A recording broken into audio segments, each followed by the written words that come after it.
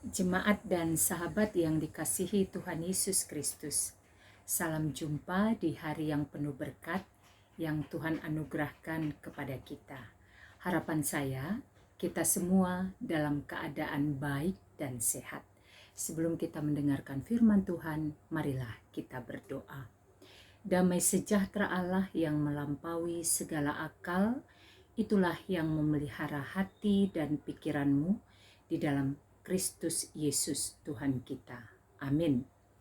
Firman Tuhan bagi kita pada hari ini tertulis dari kitab 1 Timotius pasal 2 ayat 1. Pertama-tama aku menasihatkan, naikkanlah permohonan, doa syafaat, dan ucapan syukur untuk semua orang.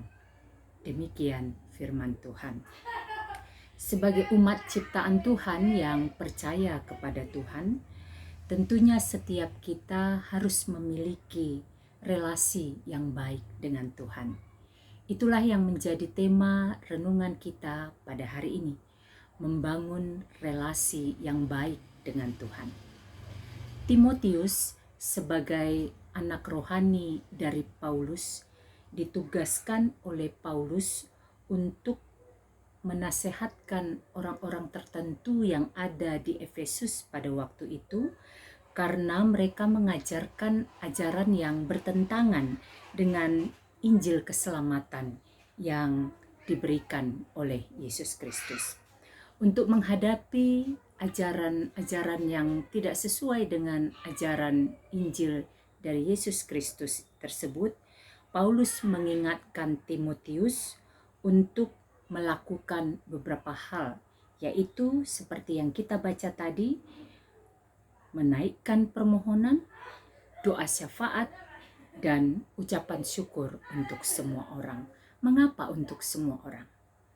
Karena karunia keselamatan, anugerah keselamatan yang Tuhan berikan, Allah berikan kepada dunia di dalam Yesus Kristus berlaku untuk semua orang. Keselamatan dari Allah di dalam diri Yesus Kristus berlaku bagi semua orang. Ini yang menjadi penekanan penting. Mengapa disebutkan tadi berdoa, menyampaikan permohonan dan ucapan syukur bagi semua orang. Inilah yang disebut dengan universalisme keselamatan. Keselamatan yang universal, keselamatan yang berlaku untuk semua. Permohonan, doa, dan ucapan syukur disampaikan untuk semua orang atau diperuntukkan untuk semua orang karena Allah di dalam diri Yesus Kristus mengendaki agar seluruh manusia ciptaannya beroleh keselamatan. Inilah kebenaran yang sejati. Hal yang menarik dari renungan hari ini adalah ada beberapa istilah yang dipakai untuk menggambarkan bagaimana manusia membangun relasi yang baik dengan Tuhan. Pertama dipakai kata deesis dalam bahasa aslinya Yunani yang kemudian diterjemahkan dengan kata permohonan. Kata itu berarti suatu permintaan baik kepada teman atau kepada Allah yang berhubungan dengan sesuatu yang dibutuhkan.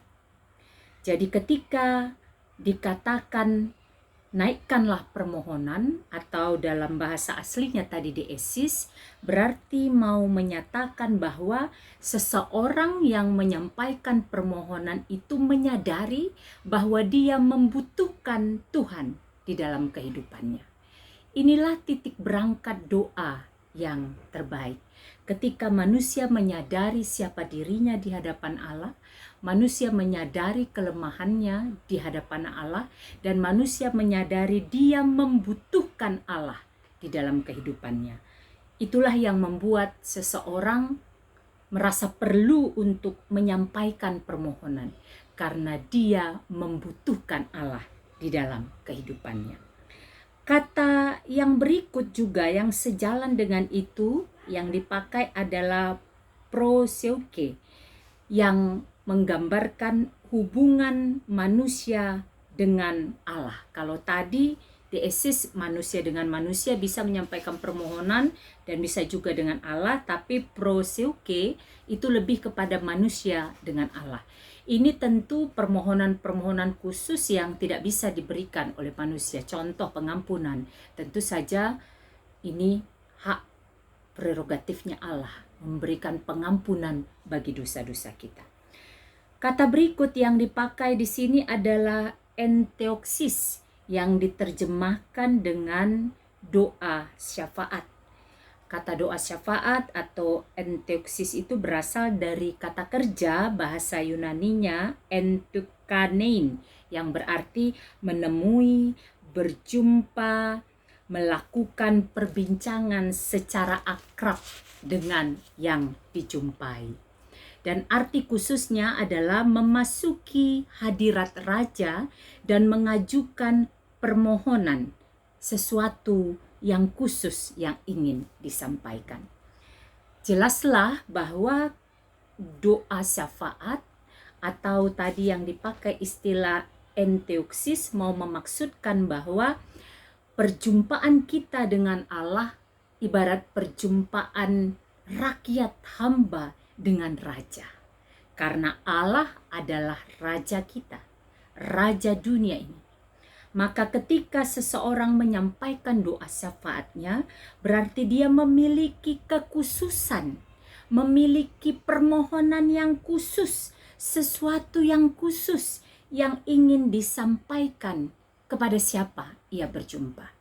Di dalam doa syafaat, kita menyampaikan sesuatu pergumulan yang khusus, yang menjadi persoalan pergumulan beban berat yang mau kita bawa ke hadapan Sang Raja dengan suatu perbincangan yang akrab. Istilah berikutnya yang ketiga yang dipakai adalah eukaristia, yang diterjemahkan dengan ucapan syukur. Dalam komunikasi atau relasi kita dengan Allah, kita tidak hanya menyampaikan permohonan, tidak hanya menyampaikan doa syafaat, tapi kita juga harus bersyukur atas apa yang telah Tuhan berikan, kerjakan di dalam kehidupan kita. Di tengah pergumulan kehidupan kita, pasti tetap ada hal yang bisa kita syukuri. Jemaat dan sahabat yang dikasihi oleh Tuhan Yesus Kristus, renungan hari ini mengingatkan kita, apapun pergumulan yang sedang kita hadapi saat ini, beban berat apapun yang sedang kita tanggung saat ini, ingatlah bahwa kita memiliki Tuhan yang melampaui akal dan pikiran kita, yang bisa kita jumpai dalam relasi yang baik dengannya melalui permohonan, doa syafaat, dan ucapan syukur kita. Tidak ada persoalan yang teramat kecil untuk kita sampaikan kepada Tuhan. Dan tidak ada pergumulan yang tidak bisa terselesaikan ketika kita datang ke hadirat Tuhan Sang Raja yang mendengarkan doa-doa kita dan memberikan jawaban yang terbaik bagi setiap kita. Berkaryalah dalam seluruh aktivitas kita. Binalah, bangunlah relasi yang baik dengan Tuhan melalui doa kita, melalui permohonan kita, melalui ungkapan syukur kita kepada Tuhan. Tuhan memberkati kita untuk melakukan kebenaran firman-Nya. Saya akan mempersembahkan sebuah lagu. Lagu ini mengingatkan kita ketika kita datang ke hadapan Tuhan di dalam doa dengan meminta, mencari, dan mengetok, maka pintu akan dibukakan bagi kita.